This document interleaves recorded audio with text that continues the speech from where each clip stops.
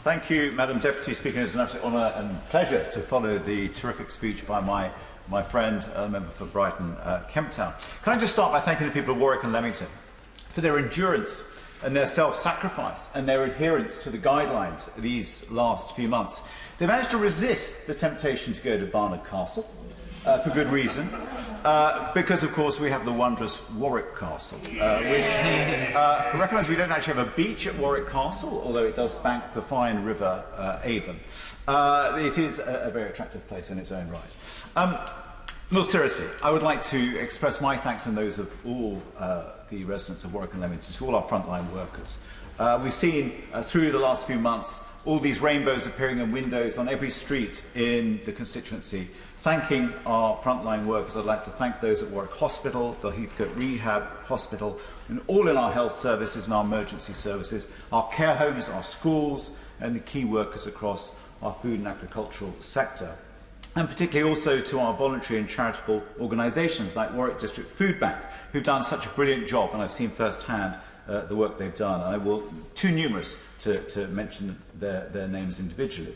But also to the Warwick and Leamington Mutual Aid Group for what they've been doing. But also restaurants and cafes, chefs, butchers, who've actually stood up, got together, got organised and supplied meals.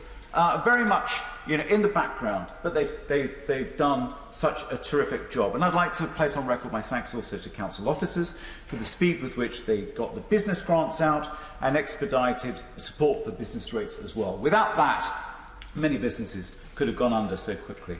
However, having commended many of the local authority officers for what they've done in terms of the businesses and also in helping with shielding, I have real concerns about the failure of some and lack of leadership in recognising the threat of the pandemic in our care homes.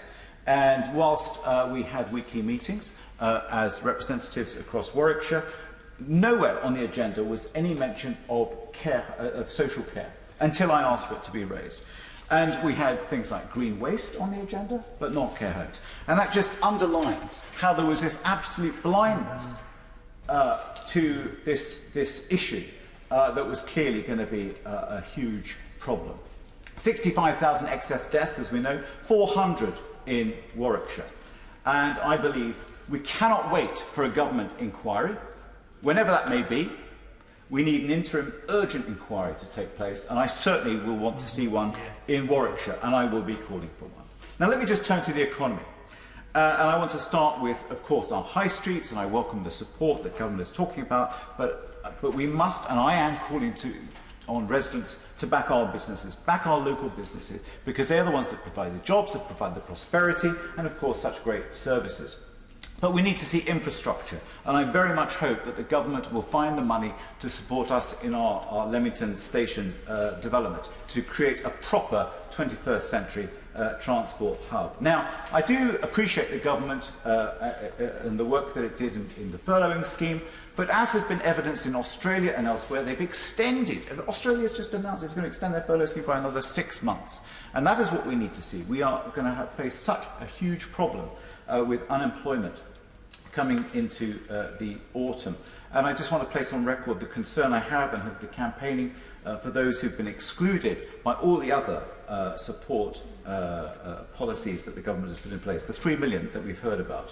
Now let me just turn finally to the need for sectoral support, and as has been mentioned by my colleague and friend, the member for Newport East, and the tragedy which is the closure of the Orb Steelworks, and then as my honourable friend, the member for Aberavon, was talking about the importance of steel and the need for these products which are a critical part of our manufacturing sector, but particularly, as of course I will always speak about, the preciousness of our automotive sector and the supply chain. Without those plants, we will not have these products manufactured in the UK.